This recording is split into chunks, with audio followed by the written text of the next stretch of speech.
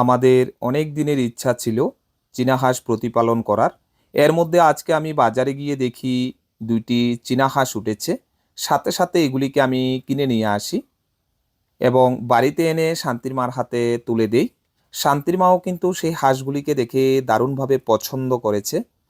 তো আপনাদের এই হাঁসগুলি দেখে কেমন লাগছে আমাদেরকে জানাতে ভুলবেন না। এরপর আমাদের বাড়ির একটা নিরাপদ জায়গার মধ্যে হাঁসগুলিকে আমরা বেঁধে রাখছি। হাঁসগুলি ছাড়া পেয়ে খুবই স্বস্তির সঙ্গে নিঃশ্বাস ফেলছে, কেননা হাঁসগুলি দীর্ঘ সময় ধরে বাঁধা অবস্থাতে ছিল, তাই এখন ওরা ছাড়া পেয়েছে। এরপর শান্তির মা কিছু খাবার এনে দিয়েছে হাঁসগুলিকে এবং ওরাও খুব স্বস্তির সঙ্গে সেই খাবারগুলি খাচ্ছে।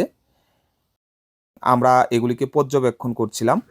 এর মধ্যে আমরা উভয়জনেই একটা বাসা তৈরির কাজে হাত লাগিয়ে দিচ্ছি এবং একটা জায়গা নির্বাচন করছি।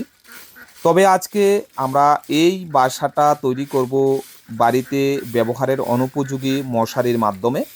যেহেতু বর্তমান সময়ের মধ্যে গাছ বাঁশ এগুলি খুবই দুর্মূল্যের এবং সহজলভ্যতে পাওয়া যায় না, তাই আমরা ভেবেছি যে বাড়িতে ব্যবহারের অনুপযোগী যেই মশারি রয়েছে সেই মশারি দিয়েই এই হাঁসের বাসাটা তৈরি করব। এর মধ্যে আমি এবং আমার শান্তির মা আমরা উভয়জনে লেগে পড়েছি বাসা তৈরির কাজে। যেহেতু এখন শুকা মরশুম, তাই গর্তগুলিকে করতে অনেকটাই কষ্ট হচ্ছে। এদিকে শান্তির মা পালা তৈরির কাজে ব্যস্ত রয়েছে, এই তো পালা তৈরি করছে। এরপর আমি একা বসে কাজ করছি, শান্তির মা আমার জন্য একটা মশারি নিয়ে আসছে। এই মশারিটার মাধ্যমেই কিন্তু আজকে আমরা এই হাঁসের বাসাটা তৈরি করে নেব। পালাগুলিকে একটা নির্দিষ্ট পরিমাপে কেটে সেগুলিকে বসাতে হবে।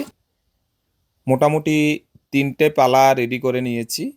এছাড়াও আরেকটি পালা রয়েছে, সেটা এখনও জোগাড় করা হয়নি। এই তো আরেকটা পালা রেডি হয়ে গেছে। এরপর আপনাদেরকে আমরা দেখাবো কিভাবে এই মশারি দিয়ে হাঁসের বাসা কিংবা মোরগের বাসা এগুলি কিভাবে তৈরি করতে হয়। এখানে তৈরি করার জন্য প্লাস্টিকেরও প্রয়োজন রয়েছে। এখন আমরা মশারিটাকে ভালোভাবে লাগিয়ে নেব এই পালাগুলির সাহায্যে। চাইলে আপনারাও বাড়িতে ব্যবহারের অনুপযোগী মশারিগুলির মাধ্যমে এভাবে হাঁস মোরগের বাসা কিংবা খামার তৈরি করে নিতে পারেন। যেহেতু এই মশারিগুলি আর ব্যবহারের উপযুক্ত নয়, সেই ক্ষেত্রে এইভাবে আমরা এই পুরানো জিনিসগুলিকে ব্যবহার করতে পারি। এদিকে যেহেতু আমরা হাঁসগুলিকে নতুনভাবে নিয়ে এসেছি, তাই হঠাৎ করে এগুলিকে ছেড়ে দিলে আমাদের ঘরবাড়ি ওরা চিনতে পারবে না। সেই ক্ষেত্রে কিছুদিন আমরা এই বাসাটার মধ্যে বেঁধে রাখবো। এরপর এগুলিকে ছেড়ে দিলে ওরা পুকুরে গিয়ে বিচরণ করে আসবে। তবে হ্যাঁ, এই বাসাটা তৈরি হতে আরও কিছুক্ষণ সময় লাগবে, আরও ২-১টা কাজ বাকি রয়ে গেছে। এরপর আমরা ছোট ছোট পালার সাহায্যে চারিদিকে প্লাস্টিকের মাধ্যমে এটাকে বেঁধে দেব এবং মশারিটাকে ভালোভাবে খাটিয়ে দিতে হবে, যাহাতে করে হাঁসগুলি বেরিয়ে যেতে না পারে। কেননা যেহেতু হাঁসগুলি নতুন, তাই একবার বেরিয়ে গেলে এগুলিকে আর ধরতে পারবো না। তাই সাবধানের সঙ্গে আমরা সেই কাজগুলি করছি এবং প্লাস্টিকের মাধ্যমে ভালোভাবে আমরা বেঁধে নিচ্ছি। আর অল্প কিছুক্ষণের মধ্যে বাসা তৈরির কাজ সম্পূর্ণ হয়ে যাবে।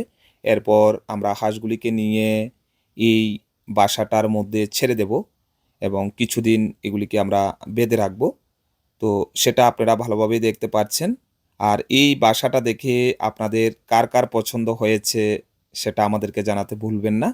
তবে হ্যাঁ, আমাদের বাড়িঘরের কাজ যদি আমরা নিজেরা করি, এই ছোটোখাটো কাজগুলির মধ্যে কিন্তু অনেক আনন্দ খুঁজে পাওয়া যায়। তাই আমরা চেষ্টা করি সবসময় নিজেদের কাজ নিজেরা করতে। এখন আমরা হাঁসগুলিকে নিয়ে যাচ্ছি। এবার আমরা আমাদের তৈরি করা বাসার মধ্যে এই হাঁসগুলিকে ঢুকিয়ে দেব। কিছুদিন এখানে আমরা বেঁধে রাখবো, কেননা এই হাঁসগুলি আগে আমাদের ঘর বাড়ি এগুলি চিনতে হবে।